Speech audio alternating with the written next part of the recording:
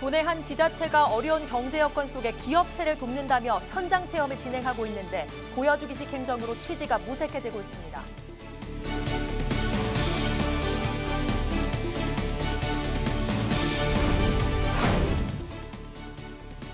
김해의 친환경 농산물이 서울시의 도농상생 프로젝트에 선정됐습니다.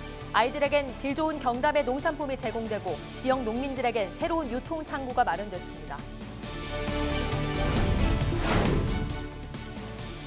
조현병 진단을 받고 아파트 위층 할머니를 살해한 혐의를 받는 18살 장모군이 징역형을 선고받았습니다.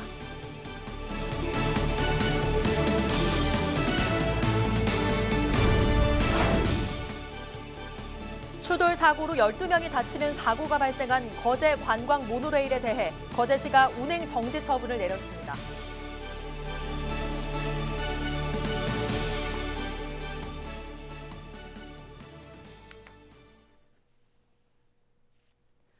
시청자 여러분 안녕하십니까? 헬로티비 뉴스 경남입니다.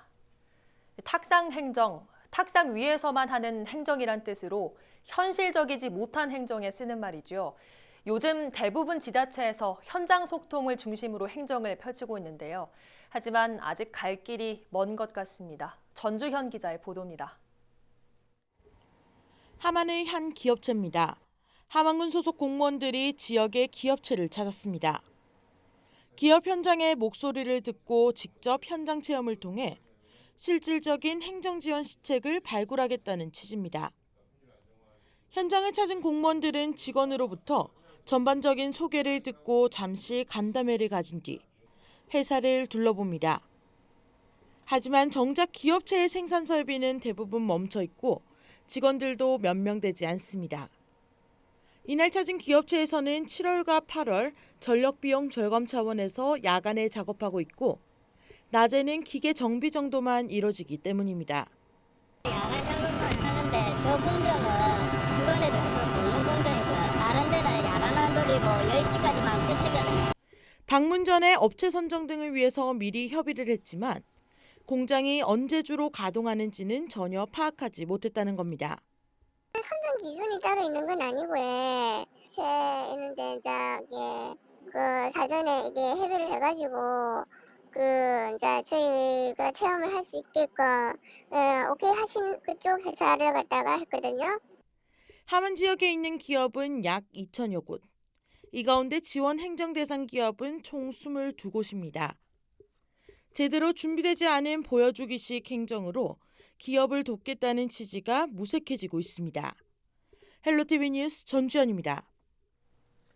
김해의 신선한 농축산물이 다음 주부터 서울 아이들의 식탁 위에 오릅니다.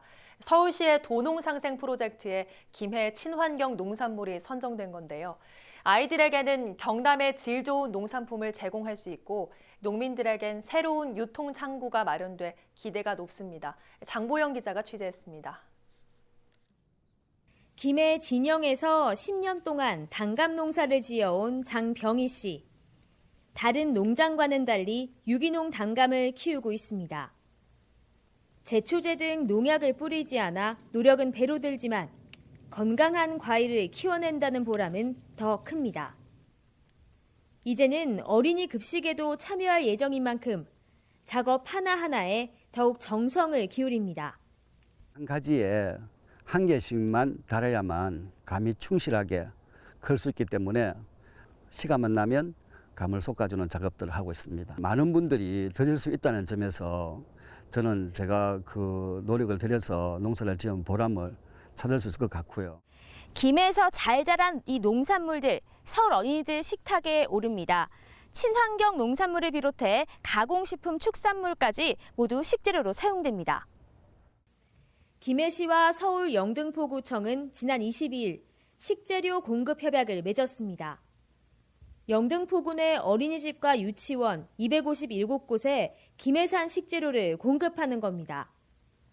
김해시가 서울 도농상생 공공급식 프로젝트에 선정된 건 경남도 내 지자체 중 첫 사례입니다.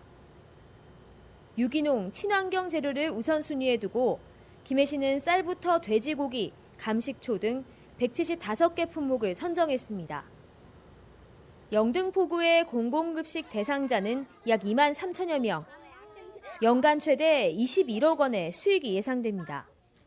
우리 지역 농산물의 우수성과 인지도가 향상되고 그 판로 확보에 앞으로 기대가 큽니다. 농민들에게 자생력을 키우고 지역 경제 활성화에 크게 기여할 것으로 생각됩니다. 김해시는 서울을 시작으로 인근 부산과 울산에도 식재료가 들어갈 수 있도록 김해산 친환경 농산물 알리기에 집중할 계획입니다. 헬로티비 뉴스 장보영입니다. 23일은 절기상 처서인데요. 이 처서만 지나면 날씨가 갑자기 시원해져서 처서 매직이란 신조어가 생겼을 정도입니다. 그래서인지 햇살은 여전히 따갑지만 바람은 한결 선선해지면서 가을이 다가오고 있음을 실감하는 요즘인데요. 가을의 길목, 처서 풍경을 권미경 기자가 전해드립니다. 노랗게 물든 가을 들판. 내리쬐는 햇살 아래 벼 이삭도 알차게 여물었습니다. 잠자리들은 고개를 숙인 벼 이삭 위에 잠시 내려앉았다 다시 포르르 날아갑니다. 남보다 조금 일찍 가을 거지에 나선 곳도 눈에 띕니다. 도심 쉼터에는 가을을 알리는 박이 주렁주렁 열렸습니다. 사람 주먹만한 조롱박부터 얼굴만한 호박까지 종류도 갖가지. 시민들은 박터널 그늘 아래서 잠깐의 여유를 즐깁니다. 좀 시원해진 것 같아요. 바람이 코스모스도 이제 좀 많이 핀 것 같고 가을이 온 걸 좀 실감 나는 것 같아요.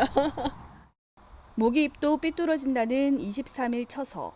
햇살은 뜨거웠지만 바람은 종일 선선했습니다. 낮 최고 기온은 대구가 30.6도, 안동 28.7도, 경주 31도였습니다. 다음 주에 비가 내리고 나면 더위는 한풀 더 꺾일 전망입니다. 이번 주말은 대체로 맑은 가운데 낮 기온이 30도 내외의 기온 분포를 보일 것으로 보이며 다음 주 27일과 28일에는 기압골 영향으로 비가 오겠습니다. 그리고 기온은 계속해서 30도 내외 낮 최고 기온을 보일 것으로 보입니다. 여름의 끝자락도 서서히 지나가고 이제 결실의 계절 가을이 우리 곁으로 다가오고 있습니다. 헬로티비 뉴스 권미경입니다.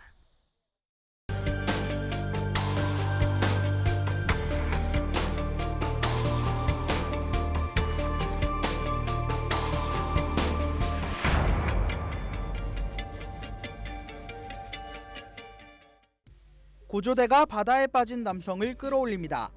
23일 오전 6시쯤 17살 A씨가 여자친구와 헤어져 술을 마시다 홧김에 바다로 몸을 던진 겁니다.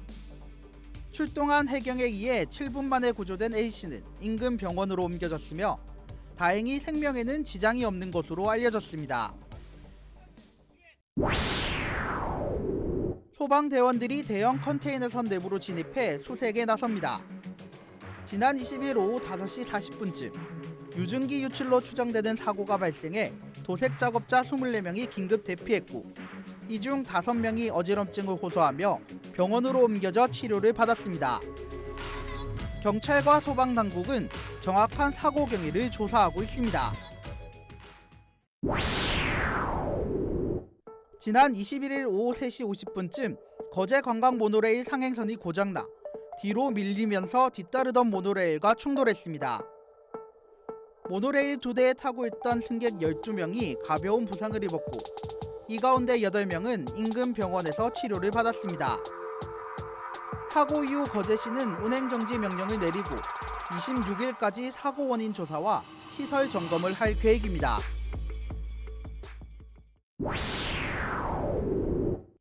고속도로를 달리던 화물차에서 불길이 치솟습니다.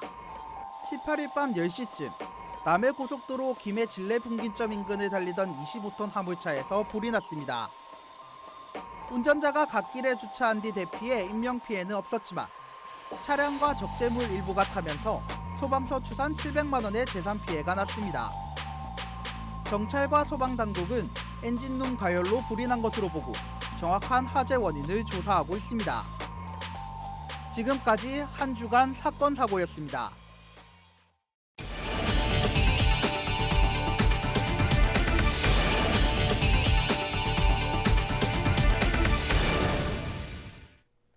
조현 조현병 진단을 받고 아파트 위층 할머니를 살해한 혐의를 받는 18살 장모군이 징역형을 선고받았습니다.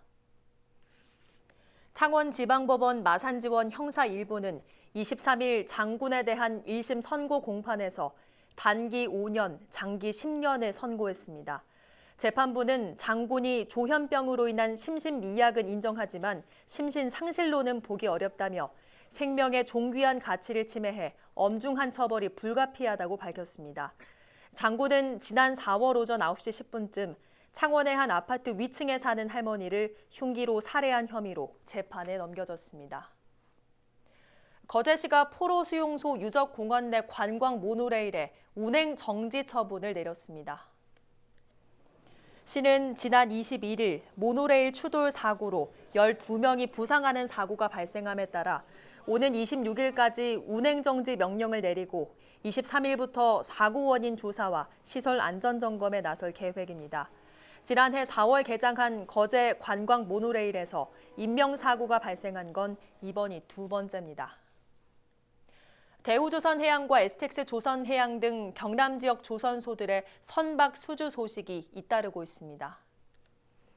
먼저 대우조선해양은 최근 그리스 최대 해운사인 마란가스로부터 17만 제곱미터급 LNG 운반선 한 척을 수주했으며 수주 금액은 약 2,300억 원으로 2021년까지 인도될 예정입니다.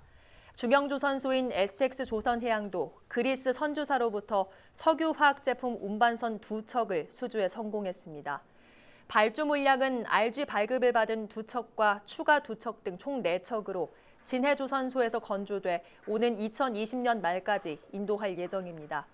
연이은 수주 낭보가 전해지면서 침체된 조선업 경기 회복에 대한 기대감도 높아지고 있습니다.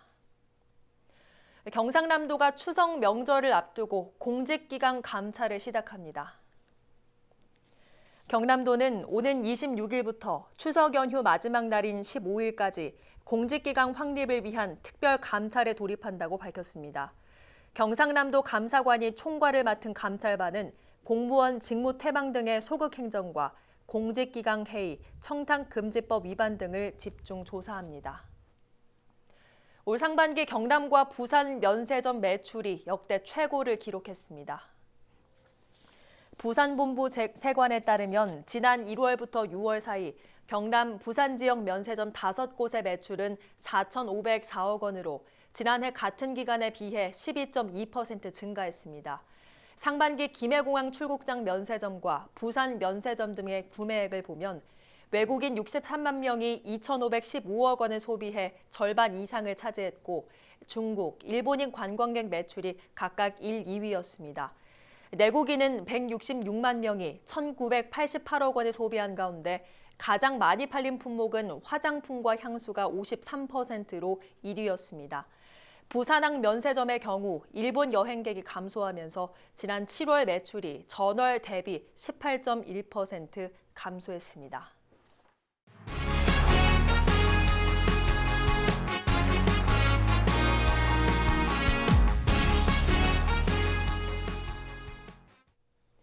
고성군이 해양수산부가 400억 원을 투자하는 스마트 양식 클러스터 공모 사업에 선정됐습니다. 스마트 양식 클러스터는 한국형 스마트 양식 시스템 개발과 실용기술 보급의 확산을 위한 것으로 하이면 덕호리 10만 제곱미터 부지에 조성됩니다. 오는 9월 해양수산부 계획 승인을 시작으로 2021년 완공될 예정인 스마트 양식 클러스터가 조성되면 생산 유발 효과 890억 원, 고용 유발 효과는 556명에 이를 것으로 전망됩니다. 최근 방문객들에게 복리단길이라 불리고 있는 한국농어촌공사 김해지사에서 전하교까지의 도로명 주소가 봉황대길로 변경됩니다. 그동안 김해대로 2273번 길이었던 도로명 주소는 가야시대 역사적 지명인 봉황대를 살려 봉황대길로 바뀌었습니다. 주민의 의견을 수렴한 결과 봉황대길 62%, 복리단길 20%로 지역 고유 지명을 더 선호하는 것으로 나타났습니다. 김해시는 오는 29일 도로명주소위원회를 개최해 도로명 변경을 최종 결정하고 다음 달 6일 고시할 계획입니다. 전국의 우수한 싸움소들의 열띤 경기가 다음 달 의령에서 펼쳐집니다. 올해 16회째를 맞이하는 추석맞이 의령 민속 소싸움 대회는 다음 달 13일과 14일 이틀간 의령 전통농경 테마파크에서 열립니다. 100년 전통을 자랑하는 의령 민속 소싸움 대회는 전국 최대 규모의 소싸움 대회로 올해도 전국에서 모인 우수한 싸움소 80여 두가 출전해 박진감 넘치는 경기를 선보일 계획입니다. 우리 지역 인사동정입니다. 박종훈 경남도 교육감은 26일 오후 2시 한국장애인 고용공단과 협약을 체결합니다.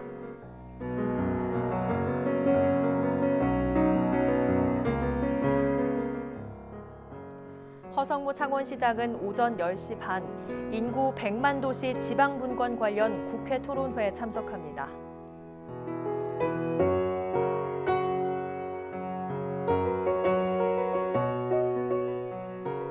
허성곤 김해시장은 오후 3시 김해 KTX역 신설 타당성 조사 용역 보고회를 갖습니다.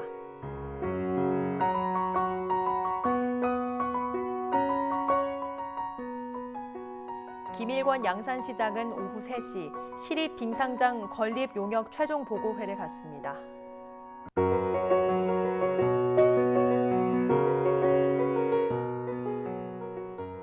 변광용 거제시장은 오전 10시 제210회 거제시의회 임시회 1차 본회의에 참석합니다.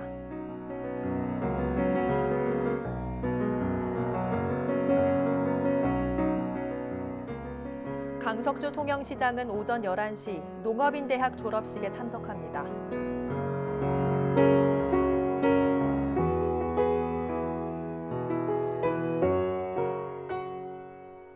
조근재 하만군수는 오후 2시 산단별 기업체 CEO 대상 간담회를 갖습니다.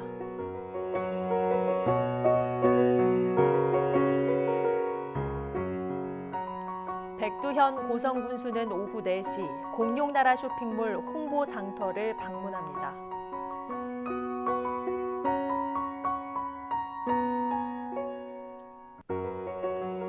한정호 창녕군수는 오후 4시 부곡온천 관광특구 발전과 관련한 보고회를 갖습니다.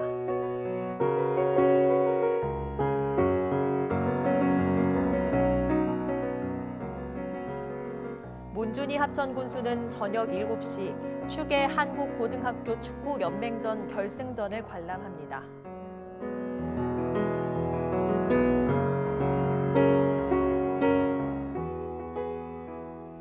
이선도 의령군수는 오전 9시 50분 국도 20호선 확장을 위해 경남도를 방문합니다.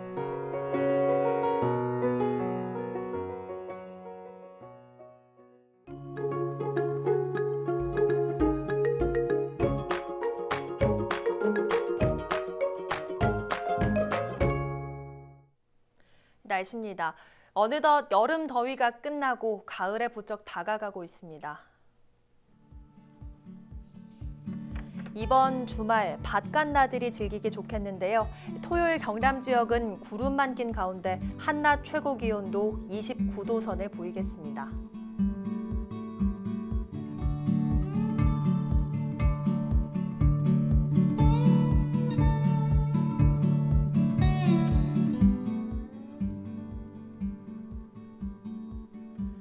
다음 주 월요일까지는 대체로 맑은 날씨가 이어지겠고요. 아침, 저녁으론 선선하다가도 한낮에는 다소 더워지는 만큼 옷차림 잘해주셔야겠습니다. 이후 나날이 일교차는 더 벌어지겠습니다.